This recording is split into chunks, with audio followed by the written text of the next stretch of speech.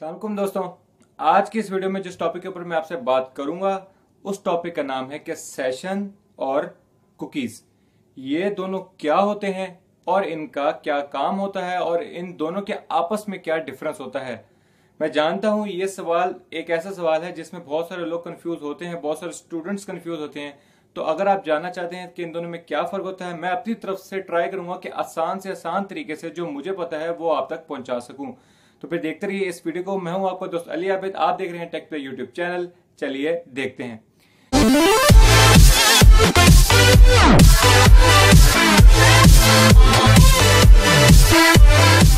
देखिए, सबसे पहले हम बात करते हैं HTTP प्रोटोकॉल के बारे में। अगर हमें वो पता होगा तब हम सेशन और कुकीज दोनों के बारे में आराम से पता लगा सकते हैं। सबसे पहले मैं आपको बता दूं, जब भी हम कोई रिक्वेस्ट करते हैं किसी वेबसाइट को, यानी कि अगर आपने youtube.com लिखा या facebook.com लिखा या कुछ भी टाइप किया, यानी कि किसी वेबसाइट को रिक्वेस्ट दी, तो वो रिक्वेस्ट लेके जाने का काम वेब ब्राउजर यानी कि उस वेबसाइट तक और वहां से रिस्पॉन्स क्लाइंट तक आने का काम कौन करता है? वो एक प्रोटोकॉल करता है और उस प्रोटोकॉल का नाम है HTTP। कि HTTP ही आपकी रिक्वेस्ट को उस वेबसाइट तक लेके जाता है और वहां से रिस्पॉन्स आपके ब्राउजर तक वापस में लेके आता है, यानी कि क्लाइंट तक लेके आता है।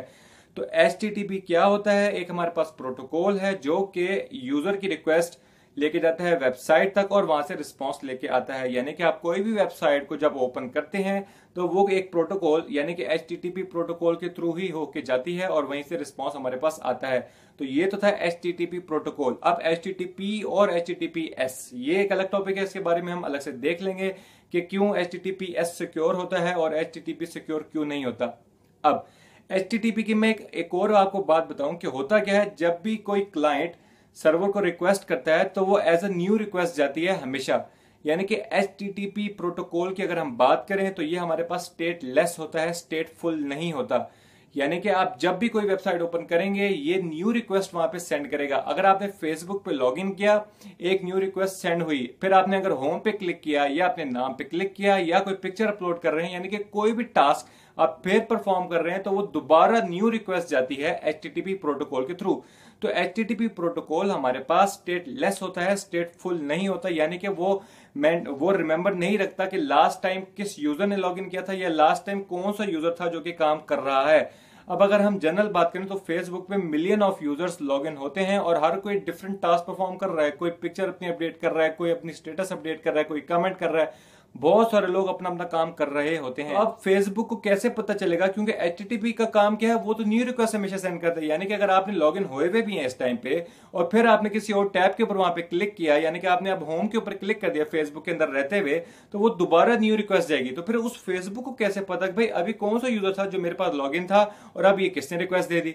तो वो तो अब मिलियन ऑफ यूजर हैं तो उनको तो अपना रिकॉर्ड मेंटेन रखना है ना।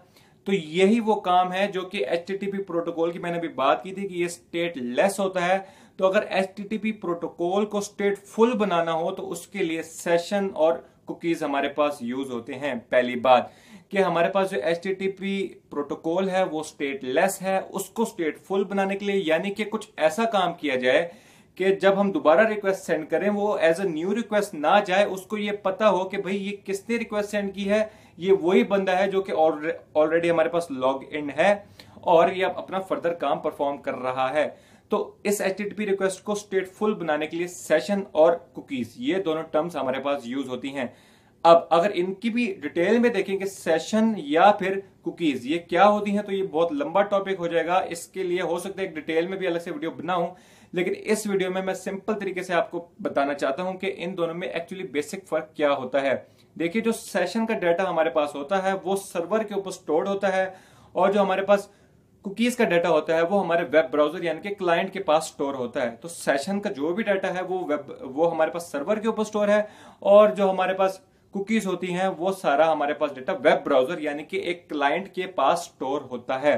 अब होता क्या है, जब भी आपने फेसबुक को लॉगिन किया तो एक सेशन क्रिएट होता है उस टाइम पर और सेशन को एक आईडी असाइन होती है। अब सेशन क्या करता है, जैसे ही आपने फेसबुक एंटर किया, फेसबुक आपके सामने खुला, एक सेशन क्रिएट हुआ, सेशन की यूनिक आईडी होती है, वो सेशन अपनी आईडीज कुकीज को भी असाइन कर देता है।